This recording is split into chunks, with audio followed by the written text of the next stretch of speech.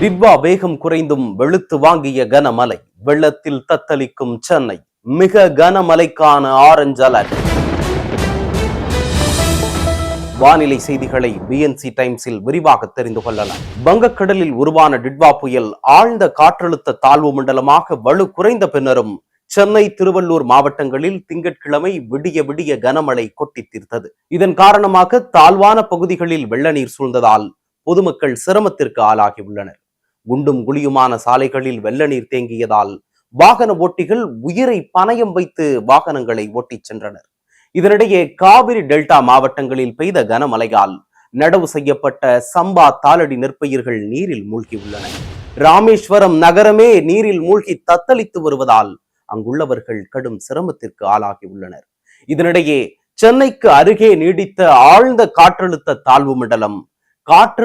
தாழ்வு மண்டலமாக வலு குறைந்து சென்னைக்கு கிழக்கு தென்கிழக்கே சுமார் 40 கிலோமீட்டர் தொலைவில் மையம் கொண்டுள்ளது.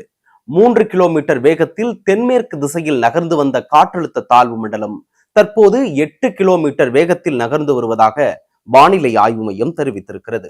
அடுத்த 12 மணி நேரத்திற்கு காற்றழுத்த தாழ்வு மண்டலமாகவே நீடிக்கும் எனவும், அதற்கடுத்த 12 மணி நேரத்தில் ஆழ்ந்த காற்றழுத்த தாழ்வு பகுதியாக வலுவிழக்கும் என வானிலை ஆய்வு மையம் கூறியுள்ளது.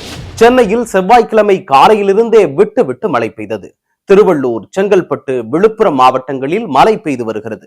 இதையடுத்து வானிலை ஆய்வு மையம் வெளியிட்ட அறிவிப்பில் சென்னை, திருவள்ளூர், காஞ்சிபுரம், ராணிப்பேட்டை, செங்கல்பட்டு ஆகிய மாவட்டங்களில் 12 முதல் 20 சென்டிமீட்டர் வரை மழை பெய்ய வாய்ப்புள்ளதால் மிக கனமழைக்கான ஆரஞ்சு அலர்ட் விடுக்கப்பட்டுள்ளது. இதே போல வேலூர், திருவண்ணாமலை, விழுப்புரம், கள்ளக்குறிச்சி, கடலூர் மாவட்டங்களில் இன்று கனமழைக்கு வாய்ப்பு இருப்பதாக சென்னை வானிலை ஆய்வு மையம் தெரிவித்துள்ளது.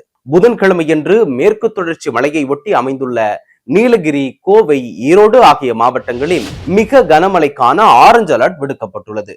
சேலம், நாமக்கல், திருப்பூர், திண்டுக்கல், தேனி, தென்காசி, நெல்லை, குமரி ஆகிய 8 மாவட்டங்களில் கனமழைக்கான எச்சரிக்கையும் விடுக்கப்பட்டுள்ளது. சென்னையில் கடந்த 2 நாட்களாக கனமழை நீடித்த நிலையில் வட சென்னையில் ஒரு சில இடங்களில் மழை நீர் தேங்கி பாதிப்பு ஏற்பட்டுள்ளது. இதனையடுத்து துணை முதலமைச்சர் உதயநிதி ஸ்டாலின் எம்கேபி நகர் மற்றும் SM நகர் பகுதிகளில் தேங்கியிருக்கும் மழைநீர் பாதிப்புகளை ஆய்வு செய்து மழைநீரை வெளியேற்றும் பணிகளை துரிதப்படுத்த வேண்டும் என மாநகராட்சி அதிகாரிகளுக்கு அறிவுறுத்தியுள்ளார்.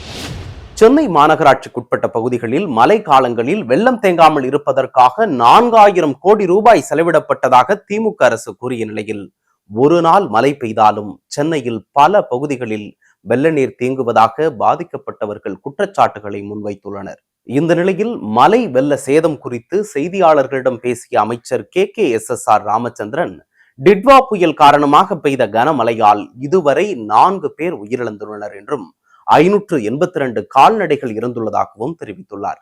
கனமழையால் 1601 குடிசை வீடுகள் சேதமடைந்துள்ளதாகவும், தமிழகம் முழுவதும் 85,521 ஹெக்டேர் நிலங்கள் பாதிக்கப்பட்டுள்ளதாகவும் கூறிய அமைச்சர், நீரில் மூழ்கி சேதமடைந்த விளைநிலங்களுக்கு 1 ஹெக்டேருக்கு 20,000 ரூபாய் இழப்பீடு வழங்கப்படும் என கூறியிருக்கிறார்.